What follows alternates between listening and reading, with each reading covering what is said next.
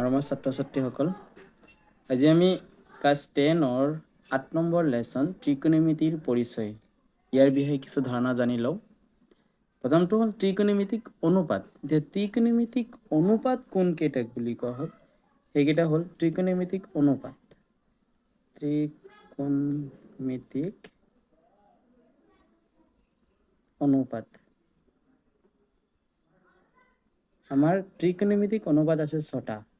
এটা হ'ল সাইন, পিছৰটো হ'ল কস, পিছৰটো হ'ল টেন, পিছৰটো হ'ল কসেক, পিছৰটো হ'ল সেক আৰু এটা হ'ল কট। এই 6টাক একেলগে ত্ৰিকোণমিতিক অনুপাত বুলি কয়। মনত ৰাখিবা, ইয়াত যদি কোনো থিতা বা কোণৰ নাম দিয়া নাথাকে তেতিয়াহ'লে ইয়াৰ কোনো অৰ্থ নিৰ্দিষ্টকৈ নাথাকে। এতিয়া আমি সাইন, ধৰাচোন সাইন এ কোণৰ কাৰণে এটা সমকোণী ত্ৰিভুজ আঁকি দেখুৱাই আছোঁ তোমালোকক। এই ধৰাচোন এটা সমকোণী ত্ৰিভুজ। ইয়াত এইটো পইণ্টত মই এ দিলোঁ, এইটো বি কোণ আছে, বি কোণ সমকোণ আৰু চি দিলোঁ। মনত ৰাখিবা, ইয়াত ত্ৰিকোণমিতি অনুপাতৰ লগত হ'লে সাইন এ বা সাইন চি হ'ব পাৰে, কিন্তু সাইন বি কেতিয়াও নহয়, কাৰণ যিটো সমকোণ আছে সেইটো কেতিয়াও ত্ৰিকোণমিতিৰ অনুপাতৰ লগত বহুৱাব নোৱাৰোঁ। এতিয়া সাইন এ, পিছৰটো হ'ল কস এ, পিছৰটো হ'ল টেন এ, পিছৰটো হ'ল সেক এ, কসেক এ, সেক এ, কট এনেকে। বা হ'লে তুমি কি দিবা, সূক্ষ্মকোণ যিটো আছে সেইকেইটা দিব লাগিব ত্ৰিকোণমিতিক অনুপাতৰ লগত। নহ'লে এই সূক্ষ্মকোণৰ জেগাত থিতাও বহুৱাব পাৰে, তেতিয়াহ'লে আমি অনুপাতৰ লগত কি দিব পাৰোঁ, থিতাও দিব পাৰোঁ। ইয়াৰ এটা সূত্ৰ আছে, সূত্ৰখিনি আমি আজি চাম।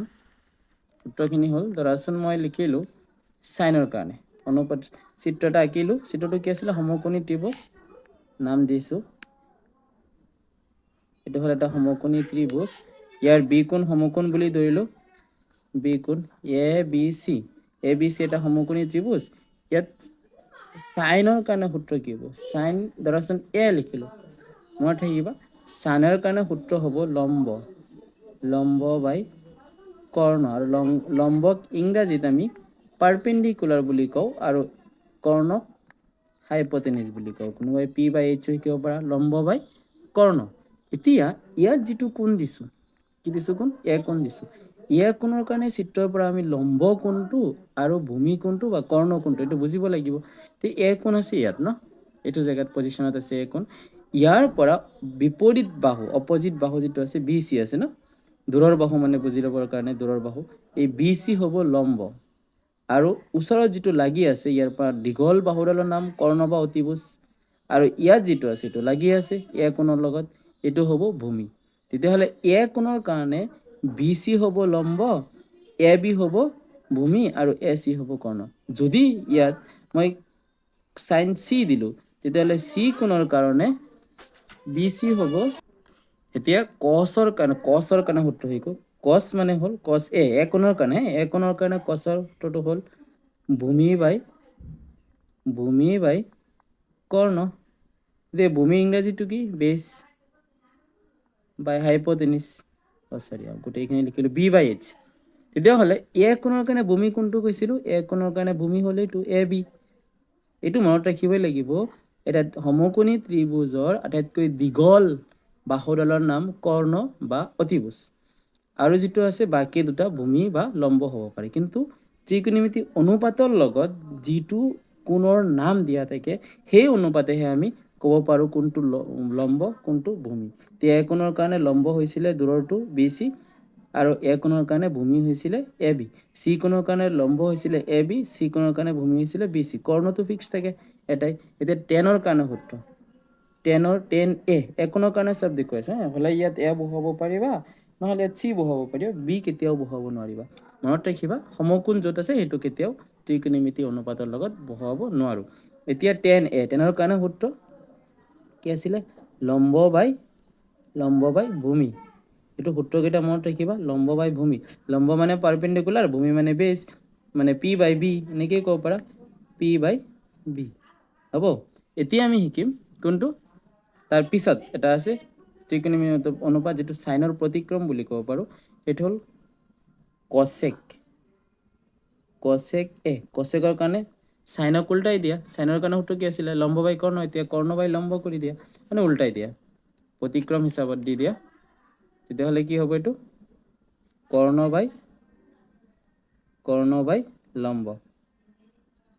লম্ব পিছৰ অনুপাতটো কি আছে sec সিৰিয়ালি শিকিবলৈ চেষ্টা কৰিবা সেকৰ কাৰণে সূত্ৰ কি আছিলে ভূমি বাই কৰ্ণ আছিলে cosৰ প্ৰতিক্ৰমটো হ'ব sec গতিকে ইয়াত কৰ্ণ ওপৰত লৈ ললো পিছত আছে ভূমি তলত কৰ্ণ বাই ভূমি পিছত টেনৰ প্ৰতিক্ৰমটো হ'ল cot a কোণৰ কাৰণে cot হ'ব কি ভূমি টেনৰ প্ৰতিক্ৰম তেতিয়াহ'লে টেন আছিলে লম্ব বাই ভূমি তেতিয়াহ'লে ইয়াত হ'ব ভূমি বাই লম্ব এই সূত্ৰকেইটা মনত ৰাখিবা আৰু এই সূত্ৰকেইটা দি আমি অংক কৰিব লাগিব আৰু আছে সূত্ৰ যদি তুমি ইয়াত তুমি থিতা দিলা ধৰাচোন c কোণত তুমি থিতা দিছা তেতিয়াহ'লে sin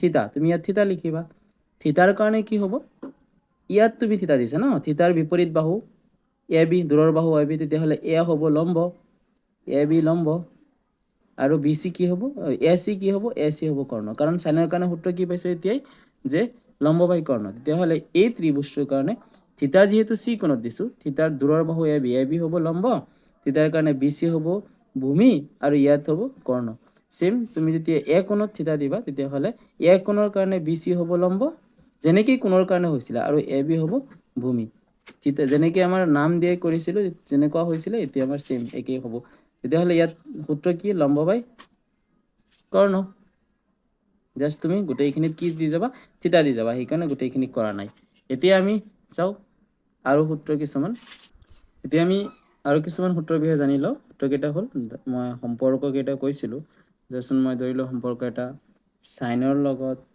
sin a কোণ দিলো কাৰণ নহলে সাইনৰ কোনো অৰ্থই নাথাকিব সাইনৰ কাৰণে sin a ৰ লগত সম্পৰ্ক প্ৰতিক্ৰম আছিল 1 cosec মানে এটা সম্পৰ্ক বুলি ক'ব পাৰো ইয়াত তেতিয়াহ'লে cosec কি হ'ব এটো হ'ল প্ৰথম সূত্ৰ তেতিয়াহ'লে ইয়াতে লিখি দিও cosec এৰ কাৰণে কি হ'ব cosec a তেতিয়াহ'লে তুমি সাইনৰ জায়গাত cosec আনি দিয়া cosecৰ জায়গাত sin লৈ যোৱা তো 1 কি হ'ব sin a সেম তোমাৰ কাৰ লগত কাৰ সম্পৰ্ক কৈছিলো sec cos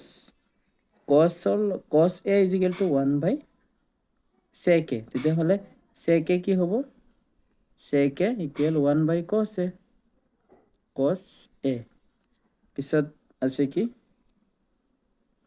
tan a = 1 cot a same তুমি cot a ৰাখি দিয়া cot a = কি হ'ব 1 tan a এই সম্পৰ্ক কেইটা আৰু সূত্ৰ কেইটা ভালকে মনোযোগ দিবা আৰু আমি এই সূত্ৰ দি 8.1 অনুপাত কেইটা অংক কেইটা কৰিম যি কেইটা দিছো আকৌ এবাৰ চাই লোৱা এইখিনি সূত্ৰ আমি দিছিলো গতিকে গোটেইখিনি ভালকে চাবলৈ চেষ্টা কৰিবা সকলোৱে আশা কৰো বুজি পাইছা আৰু আমাক সাপোৰ্ট কৰি থাকিবা আমি এনেকৈ ভিডিঅ' বিলাক দি থকাৰ কাৰণে